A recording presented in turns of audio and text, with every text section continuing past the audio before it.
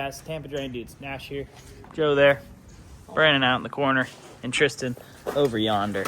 Today we're here in Wesley Chapel in the lovely neighborhood of Epperson Lagoon. That keeps us extremely busy because the builders brought in terrible clay, which doesn't let water percolate through it at all, resulting in awful drainage issues.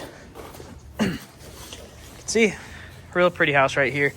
This is actually a courtyard mixed with a side yard, kind of. The street's out up front here, and they've got this cool pass through into this courtyard area. But the problem is, every time it rains, water stands between these two houses, gets real squishy here, and these fence posts eventually will start to sag because of that water and all that moisture. Up here on the higher part, you can see starting to kill the grass because of all that moisture in these low spots that sits here and can't evaporate or saturate down into that soil. And it's causing pretty bad drainage issues. So if you guys have a side yard like this, where water's just pooling and it's sitting there for days, I'm going to show you guys a relatively simple way to fix it, but that does not mean easy. It's still going to take some sweat equity and a little bit of work. As you can tell, that's 2 words, Joe. It's a good spring. But anyway, so what we're running today is just going to be a solid piped system. This is not a traditional French drain. Traditional French drains are for when you have softer soil and that water percolates down to the water table, hits it, and starts coming back. This is all surface water, so it's actually a much cheaper solution than a traditional French drain. All we're doing is trying to catch the water at the surface and move it from point A, which is here in the backyard, to the street, which is point B.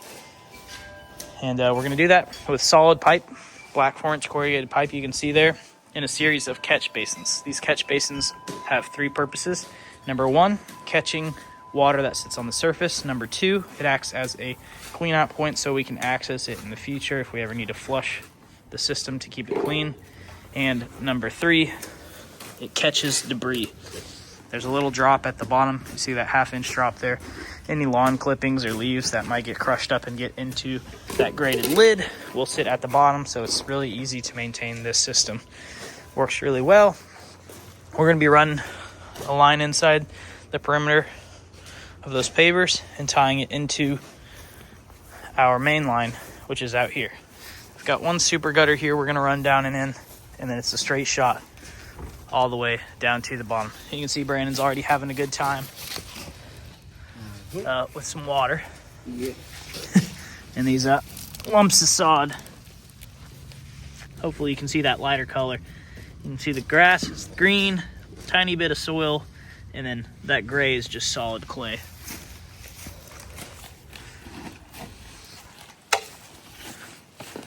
All right, we are about an hour in, and you can see we've got 1 catch basin, 2, 3, 4, and 5 buried up on this higher end. It's pretty simple install. What Joe's doing right now, he just chops down a line of sod, goes about 1 foot over and chops down a line again, and now he takes them in foot sections and just removes them off. We set tarps on the side so when we trench out that dirt, it's easy to keep the job site clean and easier to backfill when we go back over it. You can see it's a pretty clean area considering it's pretty moist and muddy today. And our boots are muddy, but everything's still staying nice and clean. Whenever we're removing that stuff, use a standard shovel. Whenever you go to trench, a 4-inch trencher shovel is the easiest. It's the same width as the pipe, so you're not digging out excess and doing more work than you need to. Down here, you see that clay is a lot more sticky, a lot more wet, and looks like the whole drain itself is also filled with water.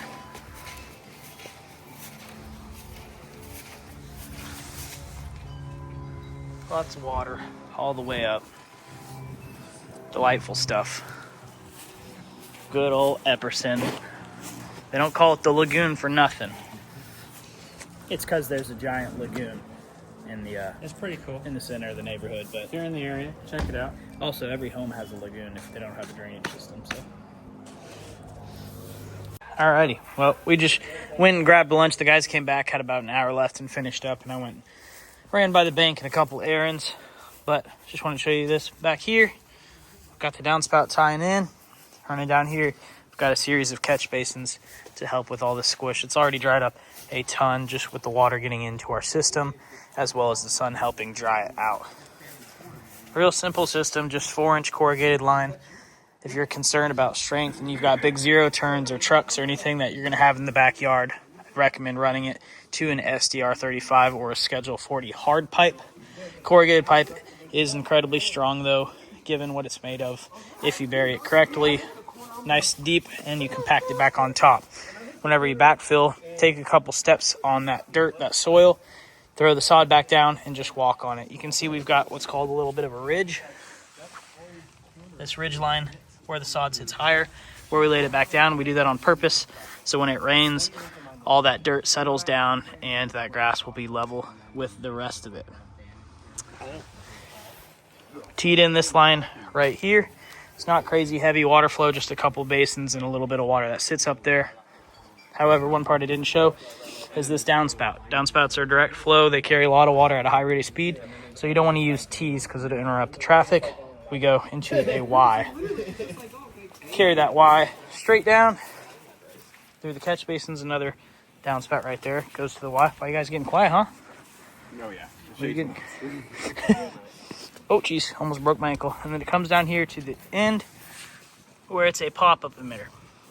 This actually isn't the complete end because a lot of the grading here in Epperson is pretty terrible at the sidewalks. This one's actually not that bad, but the sod is laid higher than the sidewalk. So it catches on that edge and pools, and it'll grow moss, and somebody will slip and they'll sue the homeowner, and then the homeowner is going to sue us. And so what we do to prevent that is another small drain on the other side of the sidewalk. We actually just install these little 5-foot sections all over this neighborhood. Super simple, just a catch basin down to another pop-up so water doesn't build up.